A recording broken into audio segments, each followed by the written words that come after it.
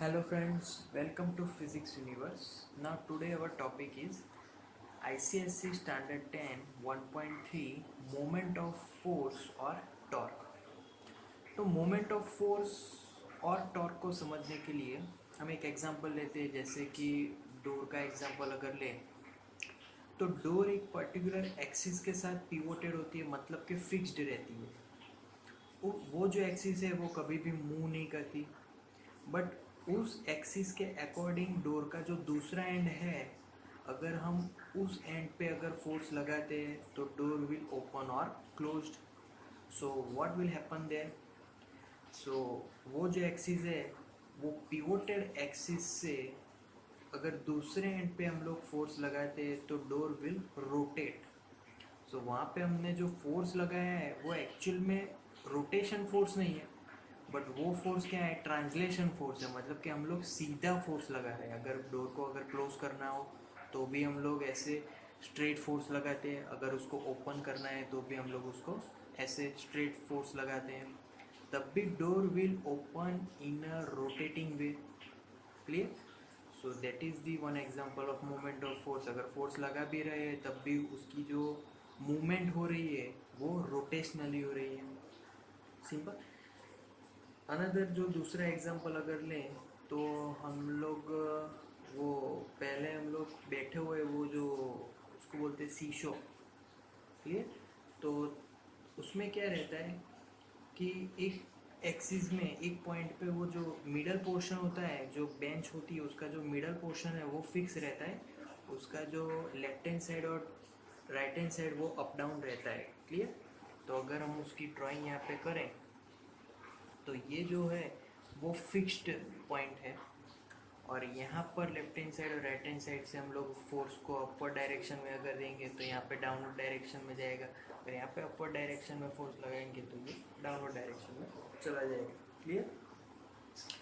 तो फिर यहाँ पे जो फोर्स हमने लीनियर वे में अप्लाई किया, बट यहाँ पे ये जो बेंच हुआ वो क्या हुआ, रोटेट हुआ।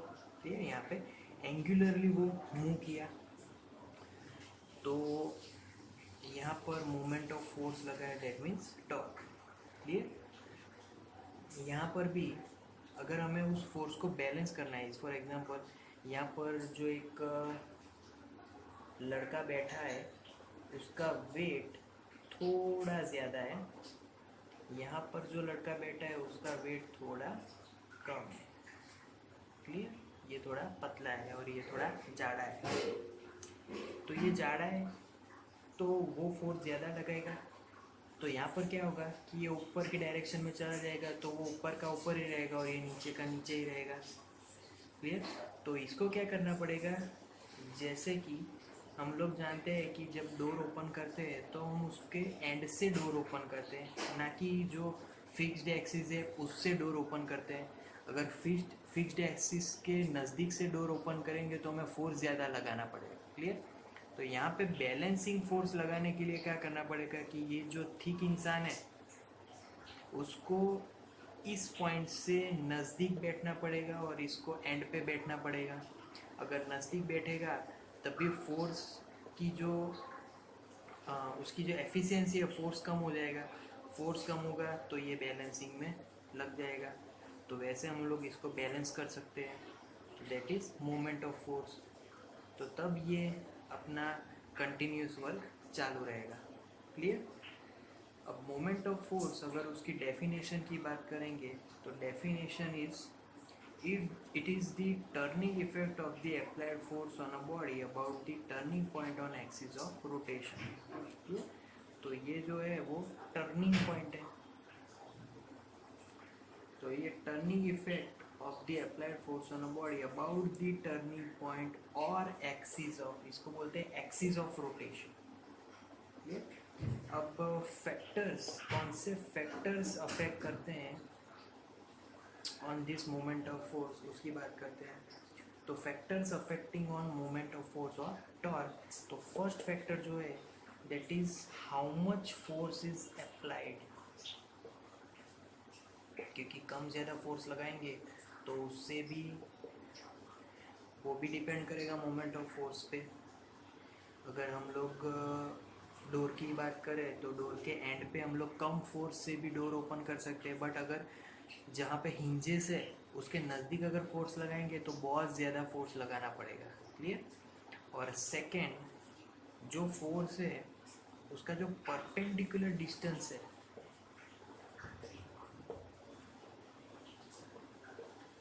what is perpendicular distance in that door example? That particular perpendicular distance is nothing but the end of the door, edge of the door. Clear? तो डोर के हिंज के नज़दीक से अगर फोर्स अप्लाई करेंगे तो कुछ ज़्यादा कुछ नहीं होगा, बट एंड से अगर फोर्स अप्लाई करेंगे तो डोर जल्दी ओपन या क्लोज हो जाएगा। तो परपेंडिकुलर डिस्टेंस जितना ज़्यादा होगा उतना मोमेंट ऑफ फोर्स की एफिशिएंसी उतनी ज़्यादा होगी, टॉर्क भी उतना ज़्यादा लगेगा। क्लियर। सो जो मोमेंट ऑफ फोर्स है वो ये दोनों फैक्टर्स पे डिपेंड करते हैं कि फोर्स अप्लाई जितना ज़्यादा उतनी एफिशिएंसी ज़्यादा, जितना परपेंडिकुलर डिस्टेंस ज़्यादा उतनी एफिशिएंसी ज़्यादा। तो ये दो फैक्टर से हम लोग क्या जान सकते हैं, उसका equation, what is moment of force equation. So moment of force is equal to force applied, जितना भी हमने फोर्स लगाया वो force, into perpendicular distance between the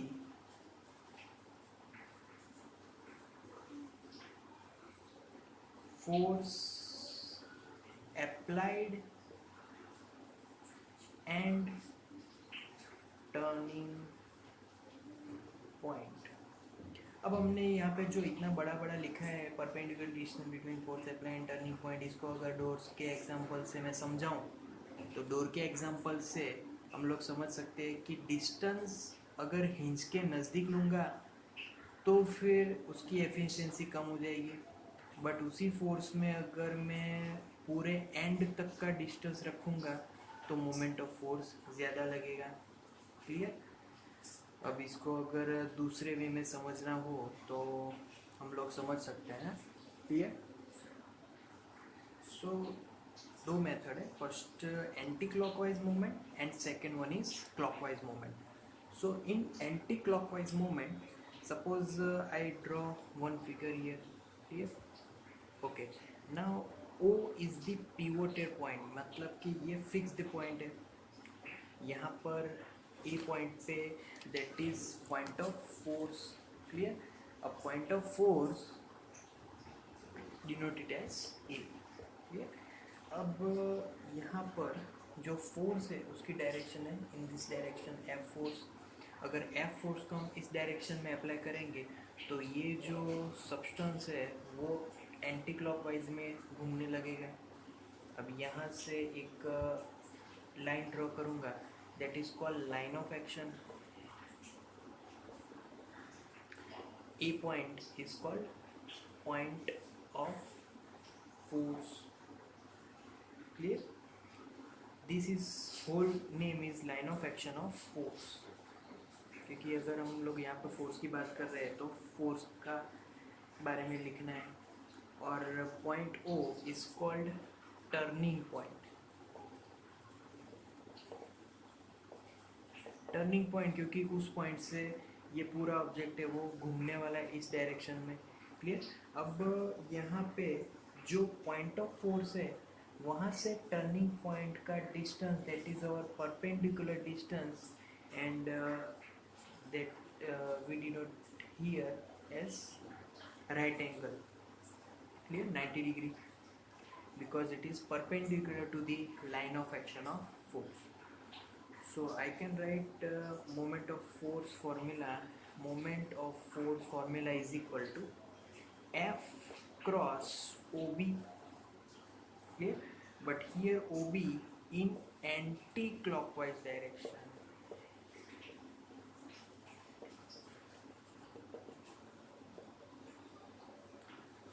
So if anti-clockwise moment, we name it as positive moment of force. Clear. So this is called anti-clockwise positive moment of force. Now clockwise movement का अगर drawing करें तो similar O is pivoted, O is called turning point, because वहाँ पे से body पूरी turn होने वाली है. सिमिलर यहाँ पर ए पॉइंट, पॉइंट ऑफ फोर्स से नोट कर दो.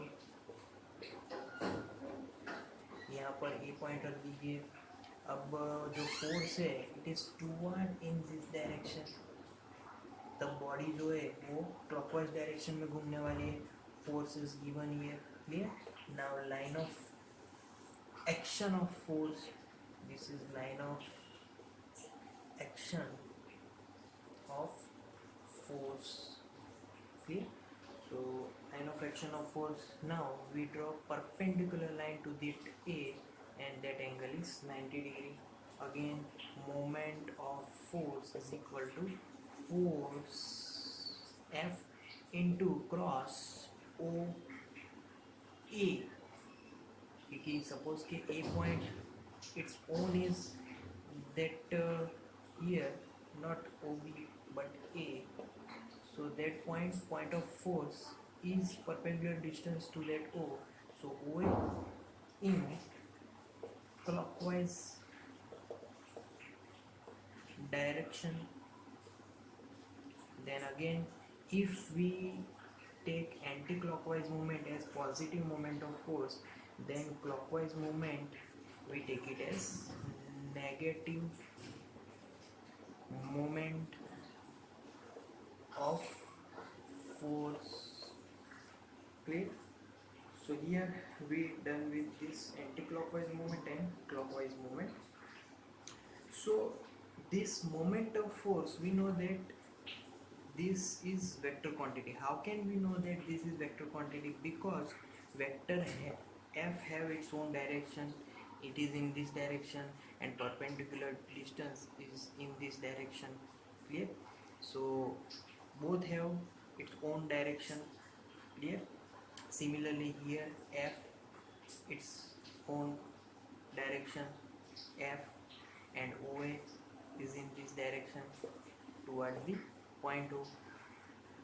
So that's why we take it here is positive moment of force and here is negative moment of force. Clear? So this quantity moment of force or torque is vector quantity because these have value as well as direction. Clear? Okay. Now unit of moment of force or torque. So what is the unit of moment of force? First of all, to find unit of torque we have to write it, if we denote torque as tau, then its unit, first of all its formula is F cross R. This all are vector form, that's why we have to write in vector form. Clear? But here the combination means unit of torque, combination of force and distance is called unit of torque. For example, what is this? This is point of force into perpendicular distance between point of force and turning point. Clear? So if we have these units, then we get unit of torque. So we have two, actually we have 5 unit systems are there, but here we talk about 2 unit system. First is CGS unit. What is CGS unit? Full form centimeter gram second. So in CGS, unit of torque is suppose point of force, so force unit in CGS is dyne, and in CGS this is distance unit and its unit is dyne centimeter. So in CGS unit become dyne centimeter. Clear?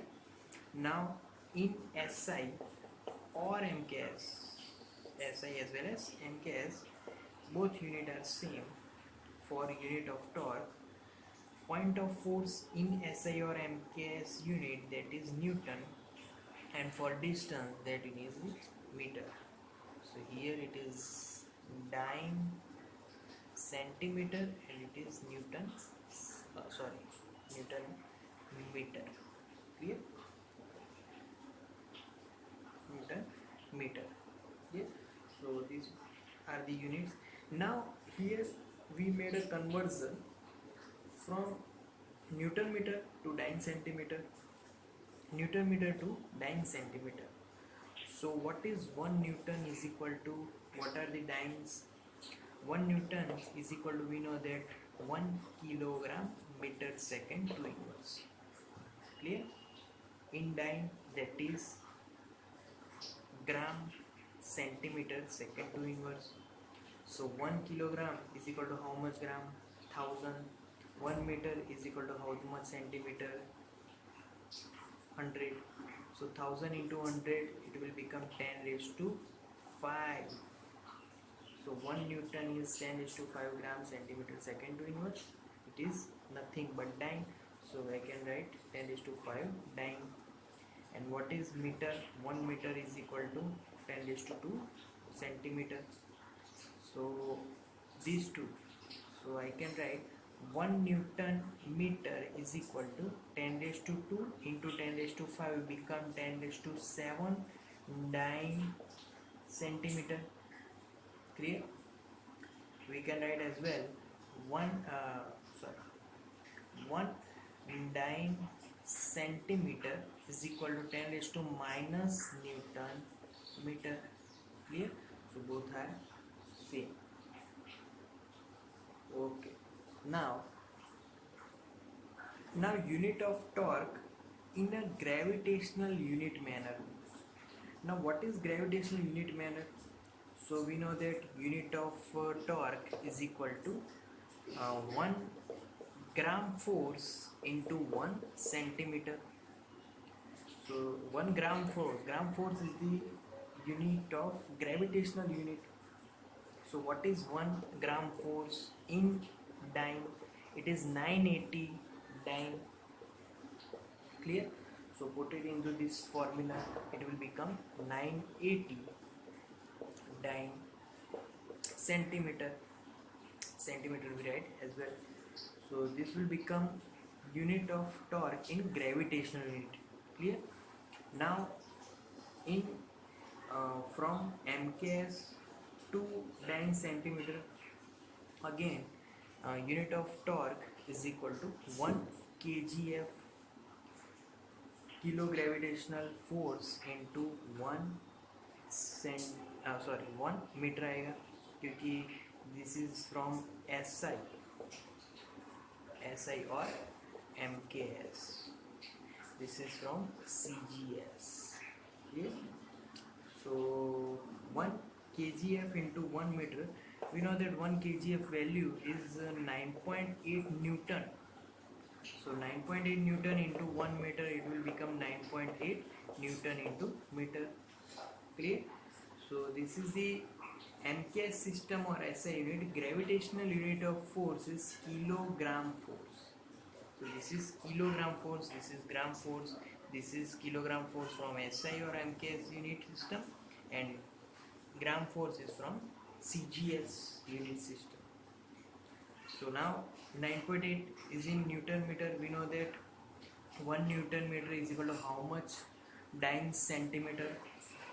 So 1 Newton meter is equal to 10 raised to 7 dyne centimeter.